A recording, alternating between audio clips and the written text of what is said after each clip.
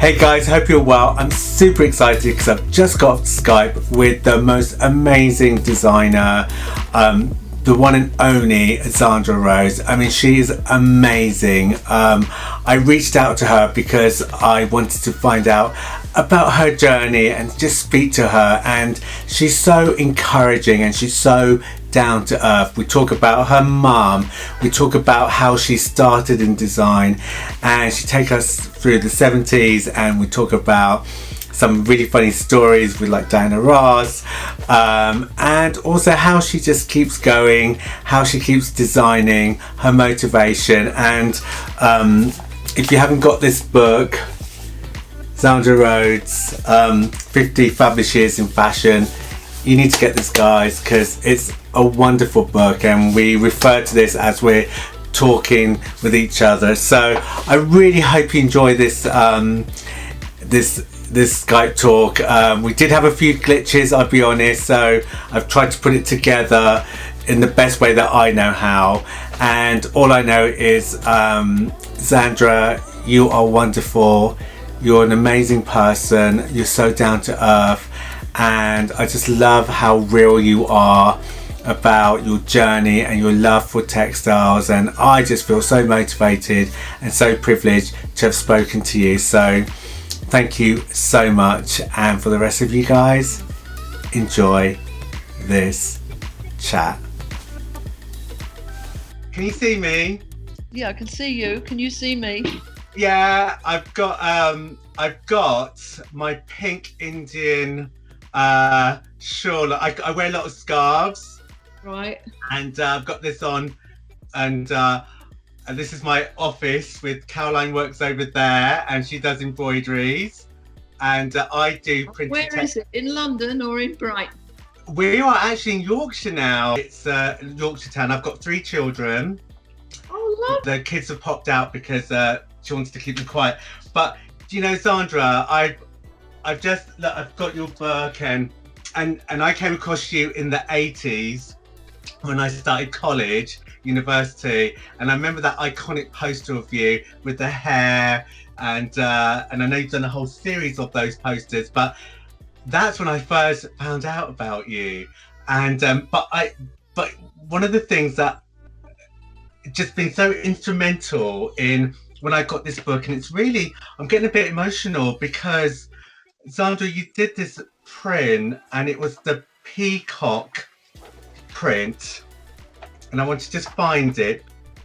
Of course, Peacock feathers. Yes, that one. It just reminded me of my mum, because my mum used to wear a white sari, Zandra, with peacocks on it, peacock feathers on it. And I just want to show you. This is my mum.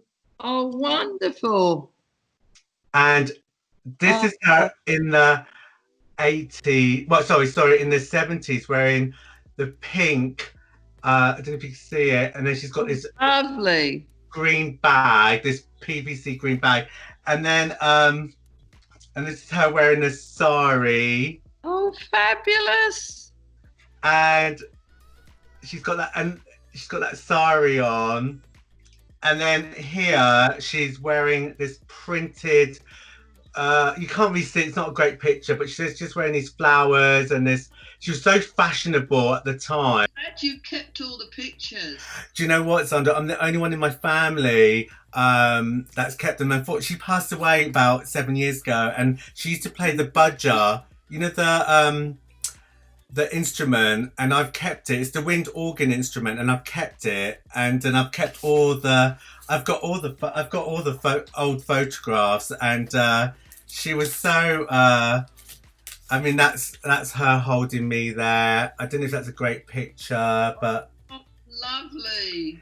But do you know what it reminded me? And because my friend Tom has just done it's on my Instagram, but he's just done a documentary, and it's about stories. And I've been talking about how my mum influenced me, and how because of what she wore. I wasn't very close to her, but I just appreciate her fashion and her clothing and all the things that she did. And I've been doing textiles for 30 years. So like yourself, Zandra, I've done prints on every, probably most products. And I lived in New York for 7 years, where I met Caroline, my wife, and I just love textiles. I've got my vintage. I collect handkerchiefs, so I've got vintage fabrics, and that's there, and I'm doing all kinds of different stuff. So, and it's such an honour to speak to you, Zandra. I can't even tell you, because there are certain designers that you like, but there's certain iconic, and I think you have, from just reading the book, you have done so much. And I think you're such an inspiration. And when we watched The Real Marigold Hotel, wow, I mean, we were like, Zandra is just she's in her, element, and being. I'm doing it. Sorry? I had such fun doing it. Oh, it was brilliant. You just were just brilliant. So, Zandra, really, I know you've been asked this question so many times, but why don't we just start off with, like, how you started, just because you're so iconic. Just tell me a little bit about your mum and how she had an influence on you. Is that okay? I actually think mothers, are one of the biggest influence of our lives. Do you know what I mean? Yeah. We've come from inside of them, but my mother was like probably the guiding influence. She was always there, sort of like encouraging me. Always, she was always there, encouraging my work. She never ever said, "Don't do anything." Do you know what I mean? Well, yeah, and I think this is something that a lot of my followers are women and students, and I think it's so important to encourage young people. I mean, I do a lot of lectures, Zandra. I'm up and down the country talking at universities. Oh, you frozen? I'm frozen. Oh, hang on. Oh, there you go. Maybe I'm just sitting still. Wow, you're sitting still and looking fabulous. That's what I think. So yes, mothers are important, and as parents, it's so important to encourage our children, isn't it? I think in life there are so many things to set you back. There are so many people that are going to put you off in life from what you're doing. There are so many people that say, "Don't do that, you'll never get anywhere." But my mother never said anything like that. She just always said, try. She never ever discouraged me. My mother was just one of the most encouraging people I can think of. She never ever said, "Don't do anything." She was always the one that would encourage me to do whatever I wanted to. I was doing drawing. She never said, "Don't do the drawing." She never said. When I think about it, yeah, she was just a person that encouraged my life. I just think that's wonderful. Probably was really the ultimately big influence, I suppose. Yeah, because she was a fitter at the House of Worth in Paris. That was before she was married, so she would have left Paris, I don't know, probably let me see. She probably would have left living in Paris in something like 39. Right. They married and I was born in 1940, so I suppose she came back to London, then married my father, and then I was born. I mean, I'm supposing. They're all questions I've never asked. No. Isn't it? Yeah, and then of course you were influenced by, we have certain people in our lives that are such an influence, like like your mum, but you also had an encouraging teacher like Barbara Brown. Now, what was she like? Barbara Brown was very exotic. She was very arty. Yeah. She always wore purple, and she always wore big black jet jewelry. Right. And if we didn't do she used to swear, and in those days I didn't swear. And then if we didn't do our homework, she wouldn't talk to us. Right. She'd set us homework, and she'd say, if you don't do your homework, she wouldn't talk to you. So you had to do your homework, and there were three of us in the textile department. So it was a very small class. So we really got private tutoring. It was amazing. Wow. You know. Going to the RCA, what was that like? The RCA was so different because you were considered then to be grown up. So, for example, instead of a teacher where you'd say, oh, I don't know what to do next, you'd be expected to be doing your own work and know what you're doing. And it was full of all very grown-up kids. Like I remember once talking to one of the girls and I said, I'm really stuck on this design. What do you think I should do? And she said, I don't care a fuck. I mean, it flattened me to the ground. Well, I didn't at that time swear. And I thought, you know, I couldn't believe that someone would talk like that. Oh my gosh. Well, that did it. In the art college. Oh my gosh. And then, of course, you then went on the famous story of you going off to New York, meeting Diana Freeland, and getting your design modelled by, was it Natalie? In American Vogue. Yes, and I think I've got, is it this one? That's right, that's one of them. Yes, perfect. That was wonderful. I love that. And what I love about you as well is that because you are a textile designer, that is your heart, that's how you started. And what's interesting about this print is because, and all your prints, is that you talk about how you design around the print, not the other way around. You know, I always felt that dress designers just thought they got this bit of fabric that they could just chop up and ignore. And someone had gone to a great deal of lengths to think about how this wonderful pattern could look. And right. The itself should show off how the pattern looks. Do you know what? I'm just so happy that I'm talking to you. I can't even tell you. I was going to go to the Graduate Fashion Week party that they had earlier on this year, and I know you were there. Unfortunately, I couldn't make it, so I couldn't get to meet you that time. But I was like, I'm just going to, once the Marigold Hotel came out, and I was like, you know what, I'm going to just call her and ask if Zara would just talk to me. Because if you don't ask, you don't get. Yeah, true. And it's It's funny because I was at the museum to meet Trisha Guild.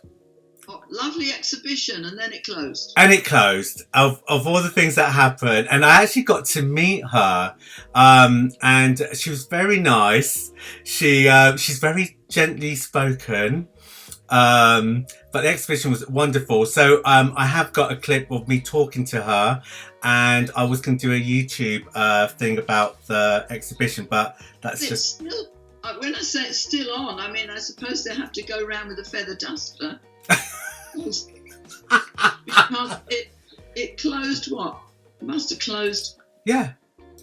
A couple of weeks after it opened. I know, it's such a shame because it's such an amazing exhibition and lovely exhibition. And like yourself, you know, it's just wonderful. So obviously, sorry, I know we're diverting and stuff like that, but I just want this to just be Zandra, I just want to show you how many notes I've got.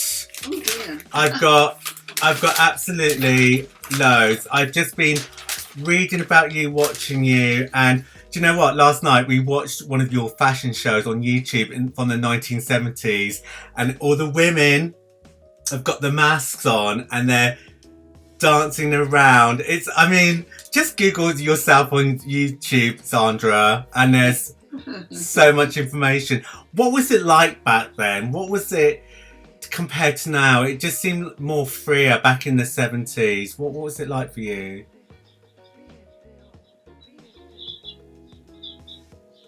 I don't know. It was always busy. There was no time to breathe. I mean, the thing about the 70s was, and the early 80s, was more people were coming to London.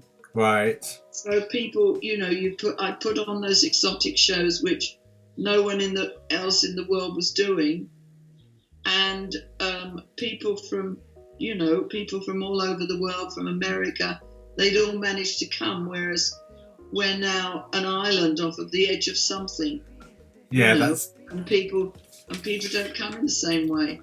I think that's more the situation. And do you feel like, for you've got other? Do you feel like you've always stayed true to yourself with the pressures of having worked in a commercial world? With all these big retailers, there's always these pressures to do all these collections every month. What about yourself? I mean, how many collections are you designing at the moment? At the moment, I've had such a wonderful time being here in lockdown in London, trying to really organise the Zandra Rhodes Foundation. Oh, wonderful. And organise that my work will be on display for the future to see it. I suddenly thought, this is an ideal time to do that.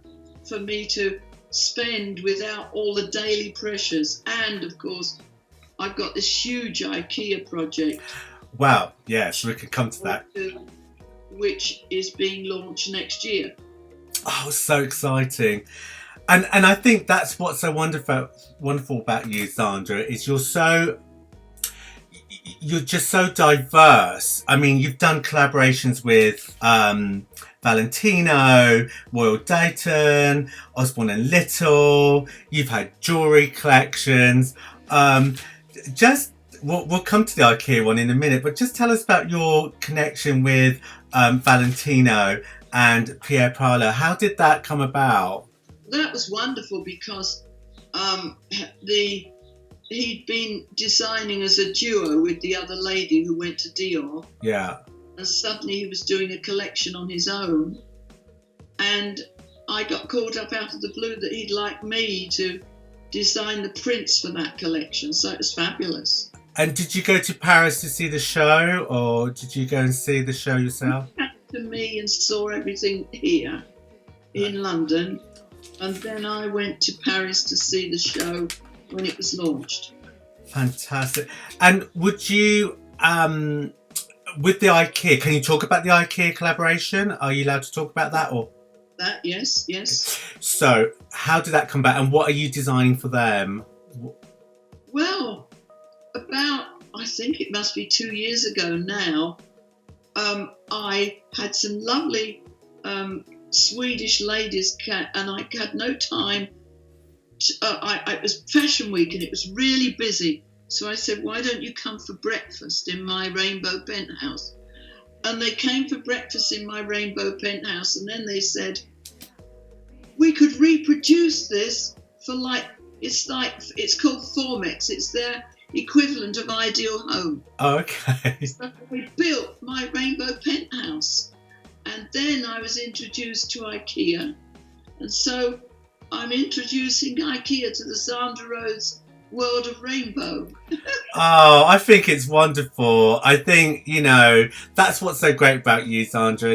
Your love for colour, just listening to you, and just you're so passionate about what you do, and I think that's such an amazing thing to have. And I think sometimes people are so restricted, aren't they? Especially when you work in a corporate environment. Sometimes you've only got limited of colours, and you've got this certain scale. I mean, I like to draw flowers. I mean, I paint a lot, Zandra. I mean, these are some of my paintings here. That's in the background, yes. Oh yeah, I do a lot of florals. I keep a lot of I'm like you, Zandra. I keep loads of sketchbooks. This is one of my sketchbooks here. I've just got all kinds of things. I tell students to always carry a sketchbook, and I've got a whole series of these, Zandra. I'm like you. I keep an A5 sketchbook, and I just sketch my ideas, and I sketch. I do a lot of florals. I don't just do florals, but I just do a lot, and I sketch all the time. I'm working on a new collection at the moment of prints and embroideries with Caroline, which I'm looking at notebooks as well. So I'm a bit like you, like, you know, you just got to keep drawing because it's so important. Exactly. Because really, I mean, I think one of the things that on Women's Hour, you discussed about students, and they were talking about how you asked them to study a leaf or something, and study a leaf, and then I think you said that all they're looking at is their screens. They're just pinning them up on. No, I could not believe it. I was asked. I think it was when I was asked. I mean, I don't know.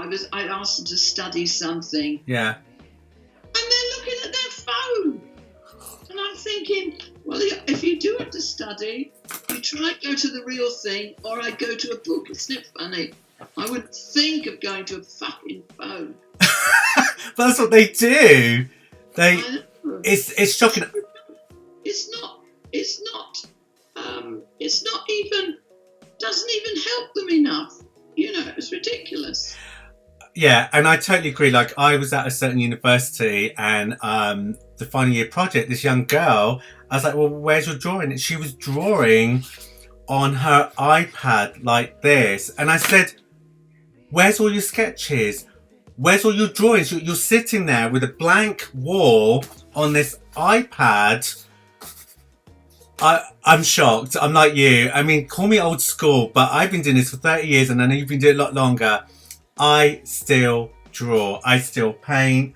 I still go outside. I take photographs. I've been painting in the garden. I haven't got some of my, you know, it's another one of mine. Oh, lovely. See, I'm still. You've got a garden outside too, you see. Well, it's our communal garden. With our nose. So. Share a flower. Sorry.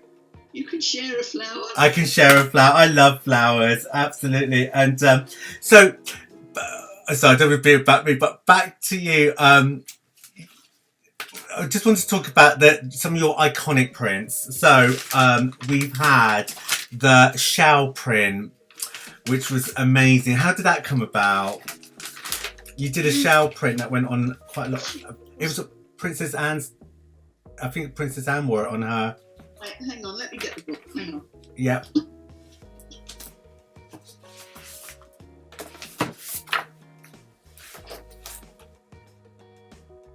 Page 36.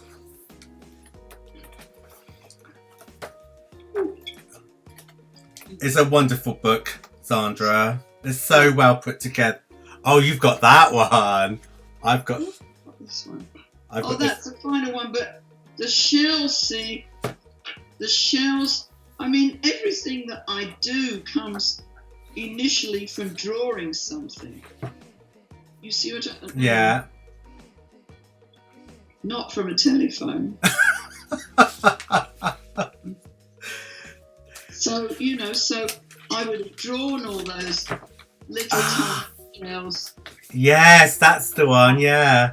Through with the embroidery. Oh, it's amazing.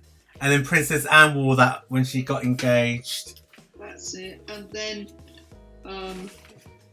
so that I would have, you know, they were seashells that I started to draw.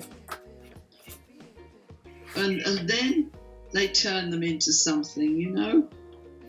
I also like the Magic Carpet collection. That was a lovely print. I mean, there's just, oh yeah, there you go. There's one with the shell with Princess That's Margaret. it, with the embroidery, yeah. Absolutely stunning. Zandra, I found the peacock print that got me a bit emotional. This one. Oh right, yes, perfect, yeah. So my mum, and I wish I had a photograph of her. What you can imagine, white sari with this beautiful peacock prints all over, and that's what that reminded me of, which was absolutely beautiful. Also, so tell me more about in 1972 you were Designer of the Year, and you set up your own shop. What was that like? Why did you want to set up a shop? And was it difficult to set up a shop back then, or was it just like you just did it? it was really that I felt I needed a shop, and I had two partners, Ronnie Sterling and Ann Knight, and we had a wonderful shop off Bond Street for about 10 to 15 years. Wow. Which a whole lot of people came to at that time. And then after that, I separated from them and then went alone. And I toured around America with collections. A lot of different adventures. So with going to America, I mean, I lived in New York for 7 years. Absolutely loved it. I mean, New York's such a melting pot, and I worked in a print studio doing machine and hand embroidery, as well as hand painting. In the garment district. Yeah, so I lived in Brooklyn, lived in Queens, but the last few years I was there when September 11th happened, so that's when I was there, and it was a great time. So we're going to America, was that because you just felt like that's your big market back then, or why did you go to America more?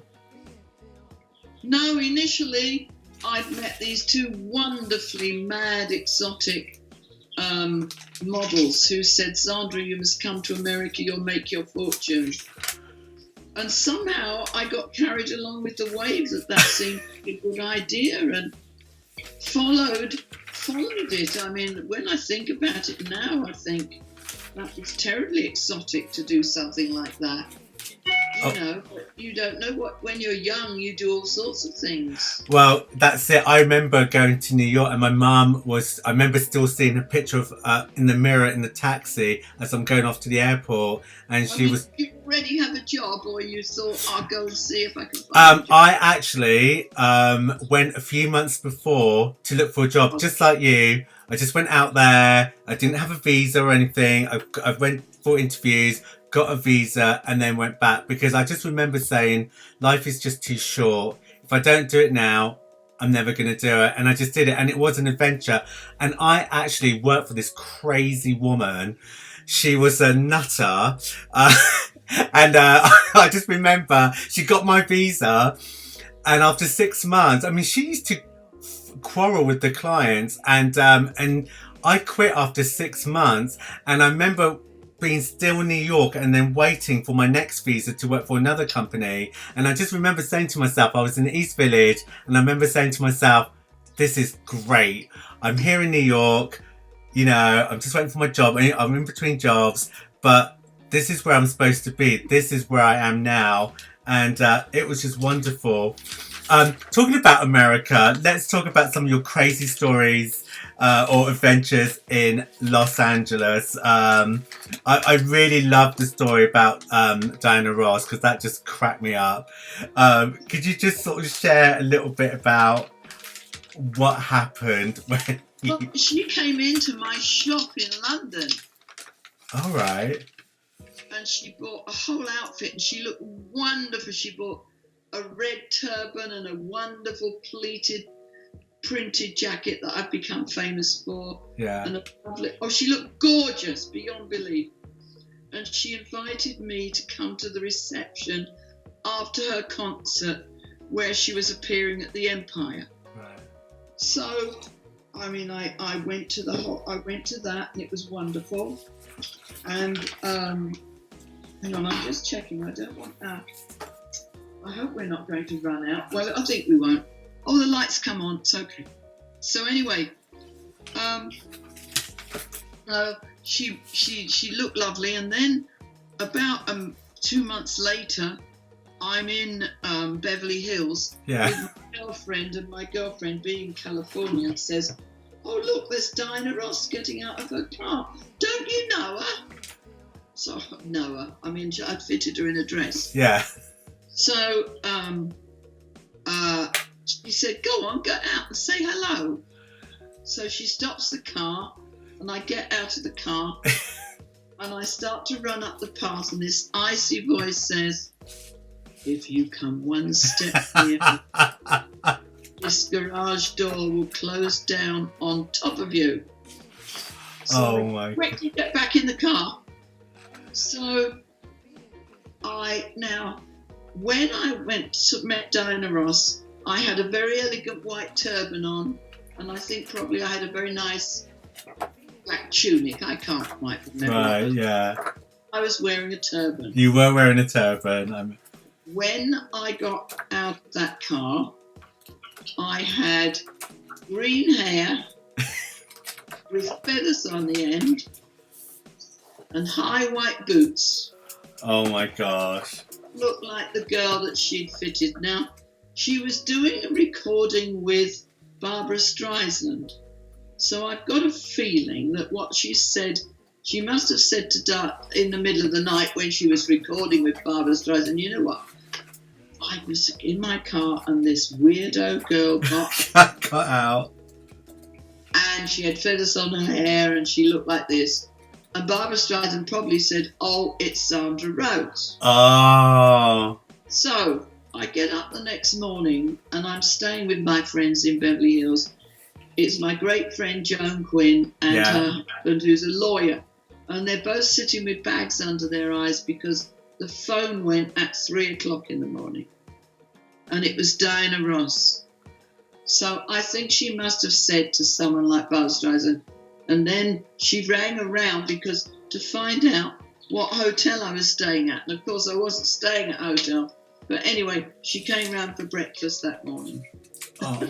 And there's a picture of her in there fitting. And here she is, look at that, and looking fabulous. Picture of her in the Polaroid snapshot. Oh yes, there's loads of those, yeah. That I mean, what was it? Obviously you spend half your time in LA, and how did you manage that? Like, you lived, because obviously you know your partner at the time, was there, and you No, I didn't have a partner then. Oh, you did. Okay. I'd be in London working, and then I'd go on, say, a 2-week trip doing dress shows around America, and then I'd come back again. And here's some of the That's right. The Polaroids, and then I think there's one of Barbara Streisand. Diana Ross, yes. Yes, I think it's on this. Well, there's definitely one of. I can see Barbara Streisand. No, another one. There's another one. There's another one. I mean, wow! It's just amazing meeting all these people. And look, you've got your green hair. And what is it your love? Let's talk about colour, because we're all wearing pink. And what is it about pink? Why pink, Zandra? I think pink's a very up colour. Yes. Anyway, once I dyed my hair pink in 1980. Yeah.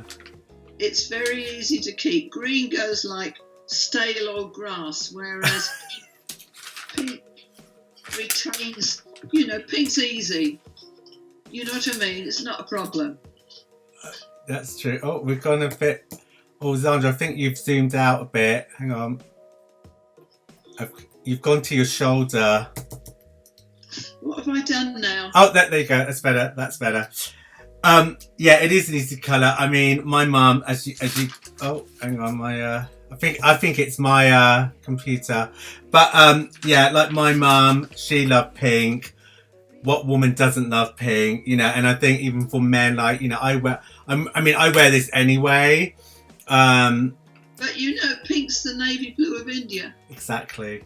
And I'm desperate to go to Rajasthan. I just interviewed a young designer called Jatinder Sandhu, and he's based in Delhi, and he does these amazing shoes, and he was brought up in Rajasthan. And it's when this is all over, I'm going to go to Rajasthan at some point. I want to take my kids with me. I've been to India, but I've not been to Rajasthan. So I've been to like Mumbai and Bangalore. I did some work with some children about 25 years ago, and I loved it. I loved India, and I've loved the chaos, just you know what it's like. It's just that whole melting pot, cows on the street, honking. There's no quiet. It's constant. No peace. There's no, and then even when the electricity is to go out, everyone just comes out and just talks and just chats, and and it's just wonderful, and the colours, and you know, yeah. I mean, I've got loads of pictures from India, so I mean, I'm Punjabi, so you Right. know, so I'm from the North India, and my children are mixed race, and I keep telling them, you know, you're half Indian, and they love curry, they love all that, you know, and so yeah, I love India's just got a place, you know, in my heart. Lost track there, and I know what I was going to talk to you about. I mean, you've done so much, you know, and I want to talk to you about your opera time, because those costumes were amazing. Well, that was a good break. I mean, because I was in San Diego, because my partner decided to retire to live by the sea. That's right. And because he was a workaholic, he never asked me to retire. So he knew that I wanted to continue with my own company. Right. So I'd come backwards and forwards. But it was a time when no one was taking any notice of my fashion, which meant that I was asked by San Diego Opera, where I was living, to do opera, and one of them was the Pearl Fishers. Oh, that's right, yeah. The first one was the Magic Flute. That's right. With the costumes for the Magic Flute. And the next one was the Pearl Fishers, which was loosely based around a fishing village in Sri Lanka. So I was able to go to Sri Lanka. I went with Andrew Logan, and we had a wonderful time. So that was nice. There's a whole chapter in this book, and this is look at this one. That's Aida. You got Aida. Yeah. You might have the Pearl Fishers if you turn over one yeah, side. I think there is. I think this was there's the Magic Flute. I think there's scenes from there. And the Pearl Fishers is the other side. On this one. Yes, that's the Pearl Fishers. Brilliant. So, what was that like to do? I have watched on YouTube. You've been filmed doing Aida. I mean, your sketches were amazing. And then seen them from the sketches to the actual costume. You know, so this is what I would say to people that are watching this. You know, if you want to follow Zandra, you need to go on YouTube and watch. You know, I love reading, but I love just watching you in your studio and in your office, obviously in your lovely home. I've seen quite a few of your home tours of your. It's just so wonderful. So, out of all the opera, which one would you say was the most challenging to do? What would you say was the most challenging? No, I think each of them presents a different set of challenges. Right. I mean, I don't think, you know, each one has first of all, the first one was a Magic Flute, where I was working with a director. I'd never done an opera before. He thought I'd do everything in black, and then I went to the man who commissioned me. I said, I'm sorry, but I don't think I'm the right person if he wants everything in black. So we negotiated on that point.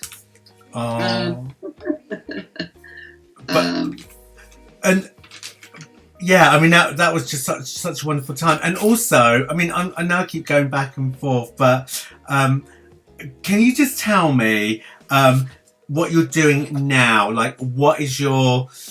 I mean, this book is split into 50 years, and you know, you go through. 50 years was.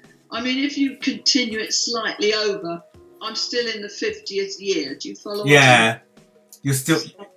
And so, what are you working on now? What are your plans? I'm working on getting the Zandra Rhodes Foundation together so that my things can be put on display here above the museum in Bermondsey, and I really almost have daily conversations with IKEA because we're working on what's coming up with IKEA. And it's been so strange that even though we're in lockdown, I've had to learn to do selfies to talk about the clothes that I did for Freddie Mercury. Oh yeah. To learn to do talks about everything that I'd never learned to do before. So you're always learning. We're always learning. Absolutely. I mean, my mother-in-law, she's in her 70s. She FaceTimes us all the time. she's on her phone and she's FaceTiming us and, you know, with the children and everything. And obviously, I know you've spoken about the Freddie Mercury, so I'm just I thought, I wasn't sure if I wanted to go there because I just thought Zandra's talked about that so many times. I mean, I'm just going to show the picture because it is iconic. That's a lovely picture, isn't it? That one. It's brilliant, and the whole story about him coming round your house that evening with Brian and trying on the outfits and obviously they walking around. It's just wonderful. Now, one of the things that I know we still got about 10 or 15 minutes, but one of the things that I wanted to talk to you about was with everything that's going on, what advice would you give to up and coming students? What advice would you give them? Because obviously, you know, I've had a lot of students on my Instagram going, I'm gutted. I know the Graduate Fashion Week are doing uploading people's students' portfolios and stuff like that. But what advice would you give to young people at this time that are studying? How do they continue to carry on doing what they want to do? I think we're going through a very, very difficult time at the moment. Yes. I think that I wouldn't like to even predict where life is going. No. I think that we're all going to exist by what I call ducking and diving, which means that I think we've got to see what way life takes us. I mean, to some extent, when this is all over, are we all going to be wanting to be coming out, spend, putting on more dresses? I don't think that should happen. No. Now that means we've all got to exist, which I think is difficult. I don't know what to predict. I think we've all got to be more content with less. Yes. I think that, I mean, who's going to want to put out yet another dress? Are you going to want to send for more Amazon boxes? I'm not sure. Yeah. We've got to, all of us, rethink our lives. Yes. I don't know how.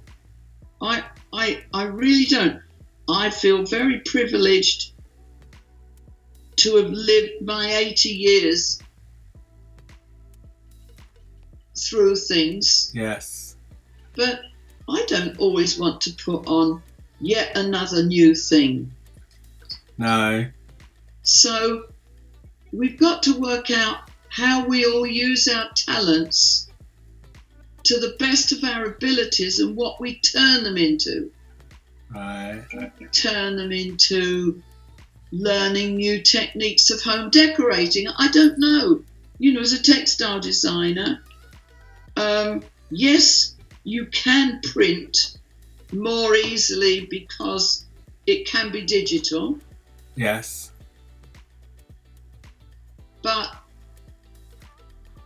I don't know that we should always be thinking that we want something new, something different. We've got to rethink ourselves. I'm not sure. No, I agree with you. I think, I mean, you know, for me, I mean, obviously I've been doing this not as long as you, but, you know, I've just got to a point now. I've done all the partying, been traveling. I've had all my designs on, you know, from mugs. This is from Sainsbury's, by the way.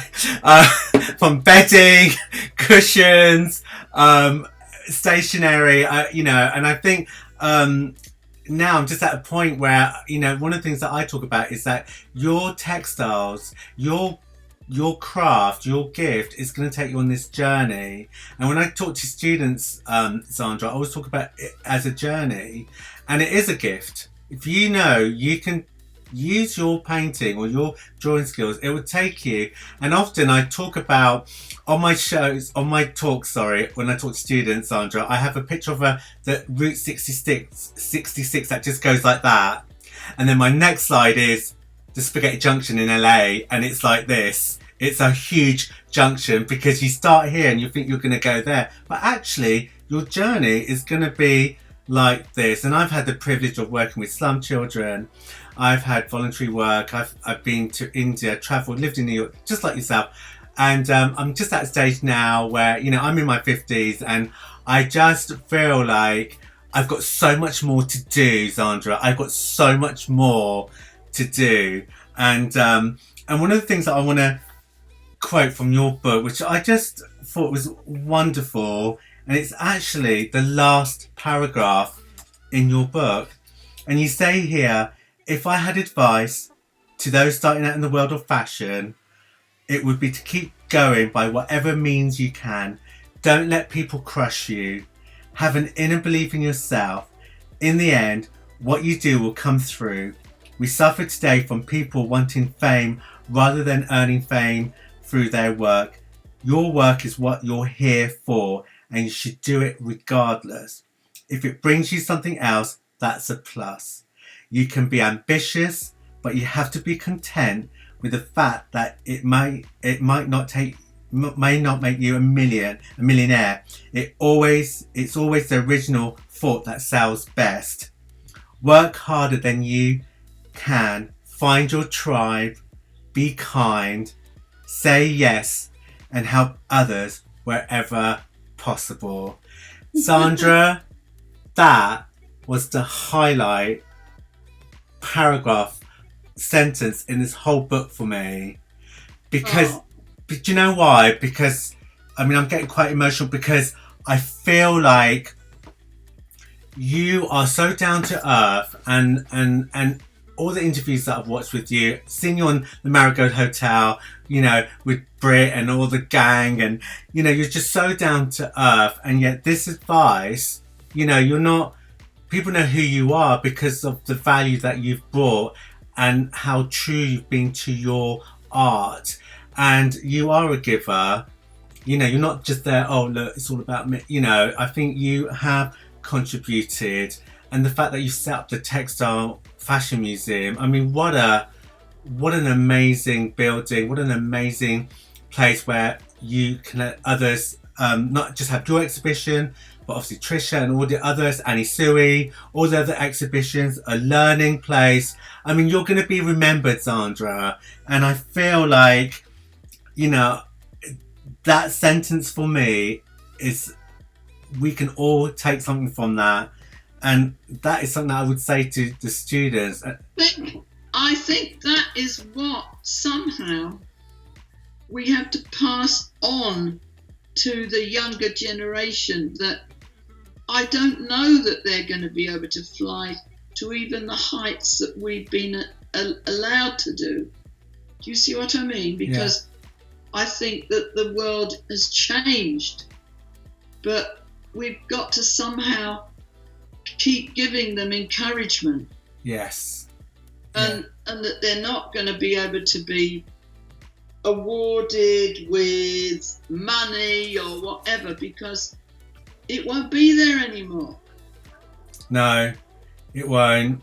And I think when you have a gift, whatever it is, be it art or creative, whatever it is, you know, it's there to be used and to share and to give to others, you know. And that's something that I'm so mindful at the moment in what I do. And you know, I just think it's wonderful, and I just feel like you're such an amazing person, Zandra.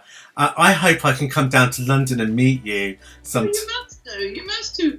Not just on Skype or whatever. But I would. Do you know what? I remember when I saw Trisha, I thought I'm going to ask Trisha the same question.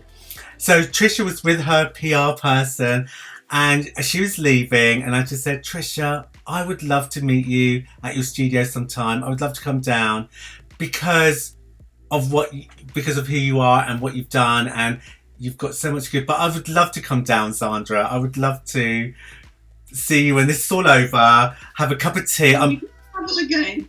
Sorry. When we can travel again. When we can travel again, have a cup of tea. I love Yorkshire tea. I'm such a Yorkshire person. But I just want to say thank you for this time, Zandra. You've just been amazing. I'm going to put this all together. I know we've had a bit of glitches, so hopefully I can put all this together. And I will email Kelly and let her know. But thank you so much. You are... Who tunes in? I mean, I think the whole point, the situation we're in at the moment is we should be encouraging people to continue their lives. It can't be money, because I don't think money's going to be there. No. I think it's got to be on a whole different basis. Absolutely. I agree with you, and I think we have got so much to give. You're still going. You're still rocking it, Zandra. You're still a trailblazer for me. You're like, you know, if there's anyone, you are all those things and so much more. And you're so down to earth, and that's what I love about you, Zandra. You're so down to earth. Watching you on the Real Malgo Hotel, I was like, I could just hang out with her all day. We could just go shopping and go to the markets and just have a cup of tea and just hang out and do sketching or something. You know, you're just that type of person. Oh, I know. I did sketches, but they didn't film any of my sketching. What? Which, hello, is what you did. They cut out some of the bits that I would have put in, but then I suppose it wouldn't have been as commercial for them. Oh, well, you know, you still got your drawings, and I'm sure we'll see more of you. But Zandra, I know you've got another appointment at 11, so that's what Kelly said, so I probably should let you go. I don't really want to let you go, but if you find you're missing on anything, just call again. I will. Zandra, thank you so much. I can't even tell you. You've just made my day. And I feel just privileged. Lovely time, thank you. Thank you so much, Zandra. Take care. Thank you. Bye-bye. Bye. Bye. Bye.